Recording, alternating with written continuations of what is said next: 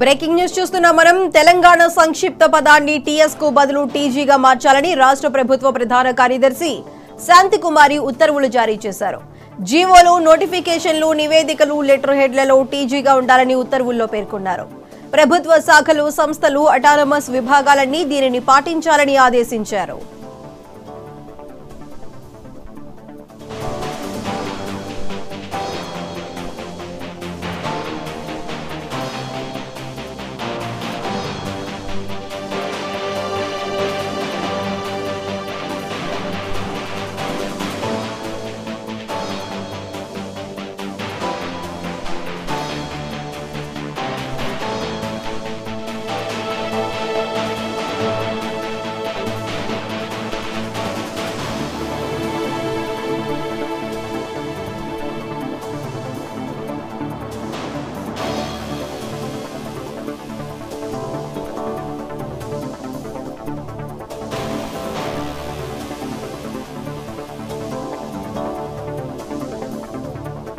తెలంగాణ ఉద్యమం సమయంలో సంక్షిప్తంగా టీజీని ఉపయోగించారు. తమ వాహనాలపై నాడు ఏపీకి బదులు టీజీ అని రాసుకున్నారు. ఆ తర్వాత అధికారంలోకి వచ్చిన బీఆర్ఎస్ ప్రభుత్వం తెలంగాణను సంక్షిప్తంగా టీఎస్ గా మార్చింది. కాంగ్రెస్ అధికారంలోకి వచ్చాక ఇప్పుడు టీజీగా మార్చింది.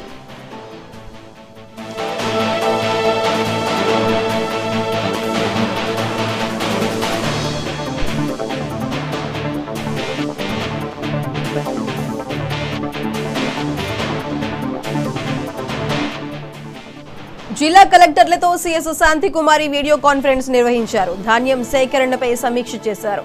ధాన్యం సేకరణ త్వరగా పూర్తి చేయాలన్నారు. కొనుగోలు కేంద్రాల వద్ద ధాన్యాన్ని వెంటనే మిల్లులకు తరలించేందుకు చర్యలు చేపట్టాలన్నారు. తడిసిన ధాన్యాన్ని ఆరబెట్టడానికి కొంతమంది జిల్లాల కలెక్టర్లు తీసుకున్న చర్యలను సీఎస్ అభినందించారు. ఇదే విధానాన్ని అనుసరించి రాష్ట్ర వ్యాప్తంగా రైతులు నష్టపోకుండా ఉండేలా అన్ని జిల్లాల కలెక్టర్లు చర్యలు తీసుకోవాలని సూచించారు.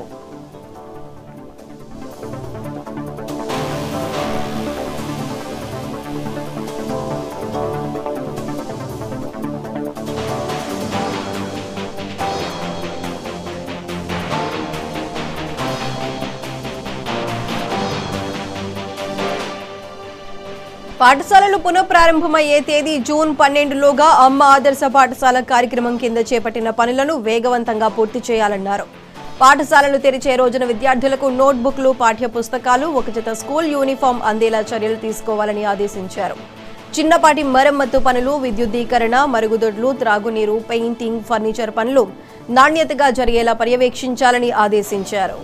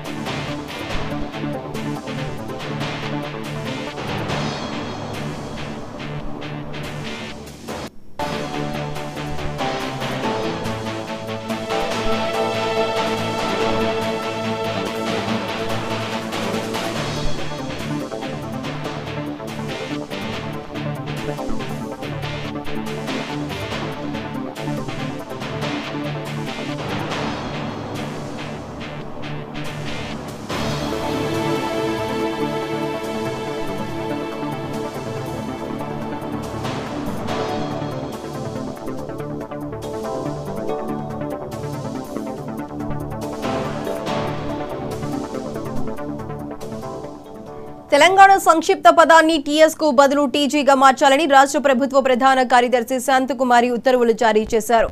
జీవోలు, నోటిఫికేషన్లు, నివేదికలు, లెటర్ హెడ్లలో టీజీగా ఉండాలంటూ ఉత్తర్వుల్లో పేర్కొన్నారు శాంతికుమారి. అయితే దీనికి సంబంధించి మరింత సమాచారం మా ఇన్పుట్ ఎడిటర్ నవీన్ అందిస్తారు. నవీన్, చెప్పండి.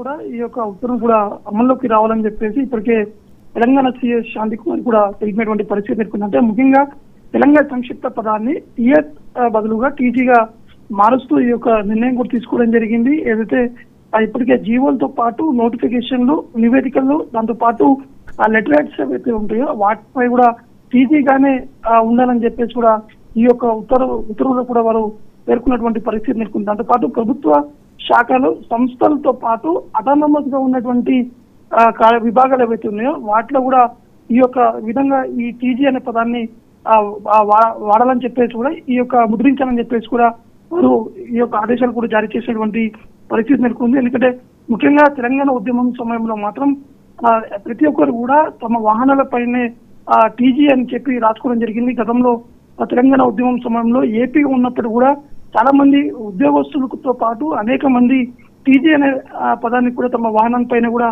రాసుకొని ఉన్నప్పటికీ కూడా అప్పుడు బీఆర్ఎస్ ప్రభుత్వం అధికారంలోకి వచ్చినటువంటి సమయంలో దాన్ని టీఎస్ గా మార్చినటువంటి పరిస్థితి నెలకొంది. కాబట్టి ఇప్పుడు కాంగ్రెస్ ప్రభుత్వం అధికారంలో వచ్చిన తర్వాత మళ్ళీ ఆ టీజీ అనే పదాన్ని కూడా తీసుకోవడం జరిగింది. టీజీ అనే ఈ యొక్క పదాన్ని ఖచ్చితంగా కూడా ప్రతి ఒక్క వాహనాల పైన కూడా ఇప్పటి నుంచి అమలులోకి రావాలని చెప్పేసి కూడా ఆదేశాలు కూడా జారీ చేసినటువంటి పరిస్థితి నెలకొంది. నవీన్, ఇప్పుడు టీఎస్ ని మళ్ళీ తిరిగి టీజీగా మార్చే సందర్భాన్ని ప్రజలు ఏ విధంగా అర్థం చేసుకుంటారు? ఖచ్చితంగా అందరూ కూడా హర్షం వ్యక్తం చేస్తున్నటువంటి పరిస్థితి నెలకొంది. ఎందుకంటే మొదటి నుంచి కూడా చాలా మంది టీజీ అనే పదానితో ముందుకు కూడా వెళ్ళినటువంటి పరిస్థితి నెలకొంది. అనేక సమయంలో అంటే తెలంగాణ రాష్ట్రం రాకముందే ప్రతి ఒక్కరు కూడా టీజీ అనే పదాన్ని కూడా వాడడం జరిగింది. తాము టీజీ ఉంటేనే బాగుంటుందని చెప్పేసి గతంలో కూడా గత ప్రభుత్వాన్ని కూడా ఈ యొక్క సూచించినటువంటి సిచ్యువేషన్ నెలకొంది. కానీ గత ప్రభుత్వం మాత్రం టీఎస్ గానే మారుస్తూ అసలు నిర్ణయం కూడా తీసుకోవడం జరిగింది. కానీ ఈసారి కేంద్ర ప్రభుత్వం కూడా ఈ యొక్క టీజీని ఆమోదం కూడా తెలపడం జరిగింది. ఈ యొక్క ఉత్తర్వు కూడా జారీ చేయడంలో కూడా ప్రతి ఒక్కరు కూడా హర్షం వ్యక్తం చేస్తున్నారు. ఎందుకంటే తెలంగాణ అనేది టీజీ అనేది వస్తుంది కాబట్టి ప్రతి ఒక్కరు కూడా ఉద్యమకారులు కావచ్చు, గతంలో తెలంగాణ కోసం పనిచేసినటువంటి ఉద్యమకారులు, దాంతో పాటు ఉద్యోగస్తులు కూడా పూర్తి స్థాయిలో హర్షం కూడా వ్యక్తం చేయడం జరుగుతుంది. నవీన్, ఇప్పుడు జిల్లా కలెక్టర్లతో సిఎస్ శాంతికుమార్ నిర్వహించిన వీడియో కాన్ఫరెన్స్ లో ఇతర ఏ అంశాల గురించి చర్చించారు? ముఖ్యంగా నిన్న జరిగినటువంటి ఈ యొక్క వీడియో కాన్ఫరెన్స్ లో మాత్రం రైతాంగం సంబంధించినటువంటి అంశాలపైన కీలకంగా చర్చించారు. దాంతో పాటు ఈ యొక్క టీజీ సంబంధించినటువంటి అంశాలను కూడా ఇటు సిఎస్ కూడా ఈ యొక్క వీడియో కాన్ఫరెన్స్ కూడా వారు ఈ అంశాలపై కూడా చర్చించడం జరిగింది. దాంతో పాటు ధాన్యం సంబంధించినటువంటి అంశాలపై అంటే కలెక్టర్లతోటి ఈ యొక్క వీడియో కాన్ఫరెన్స్ లో మాత్రం ముఖ్యంగా ఇటీవల కురిసినటువంటి వర్షంతో పాటు ఇటీవల ధాన్యం కొనుగోలు కేంద్రం వద్ద దాదాపు రైతులు పడుతున్నటువంటి ఇబ్బందులతో పాటు ధాన్యాన్ని వెంటనే మిల్లులకు తరలించేటువంటి ఆ చర్యలతో పాటు అక్కడ ఉన్నటువంటి పరిస్థితులు, ధాన్య సేకరణపై కూడా ఈ యొక్క సమీక్ష కూడా నిర్వహించడం జరిగింది. దాంతో పాటు అమ్మ ఆదర్శ పాఠశాల కార్యక్రమాన్ని కూడా అమలు చేయాలని చెప్పేసి కూడా కలెక్టర్లకి సిఎస్ కూడా ఆదేశాలు కూడా జారీ చేసినటువంటి పరిస్థితి నెలకొంది. కాబట్టి ఈ పనులకు సంబంధించినటువంటి కార్యక్రమం కావచ్చు, ఈ పనులు పూర్తి ఎంతవరకు వచ్చింది, ఇంకా ఎన్ని రోజులు పట్టేటువంటి అవకాశం ఉన్నాయి, ఎందుకంటే స్కూల్స్ కూడా త్వరలోనే ప్రారంభం కాబోతున్నాయి. కాబట్టి ఈ ఆదర్శ పాఠశాలకు సంబంధించినటువంటి కార్యక్రమాలకు సంబంధించిన అంశాలపై కూడా సిఎస్ కలెక్టర్లతో కూడా వీడియో కాన్ఫరెన్స్ లో ఈ యొక్క అంశాలపై కూడా చర్చించడం జరిగింది. ఇంకా రైతాంగం సంబంధించిన అంశాలపైన కీలకంగా కూడా చర్చలు కూడా జరిగాయి. నవీన్, ఇప్పుడు అమ్మ ఆదర్శ పాఠశాల కార్యక్రమంకి సంబంధించి పనులన్నీ అయితే స్టార్ట్ చేశారు. అవి జూన్ 12 లోపు ఎంత వరకు పూర్తయ్యే సాధ్యాసాధ్యాలు ఉన్నాయి?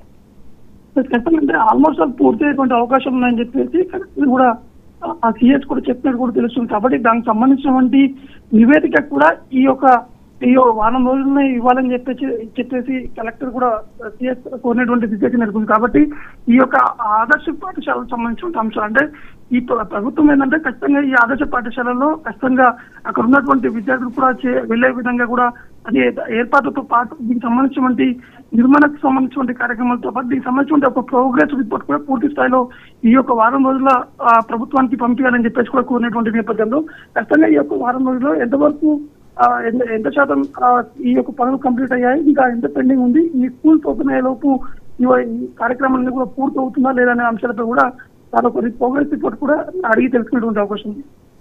Right Naveen, thank you.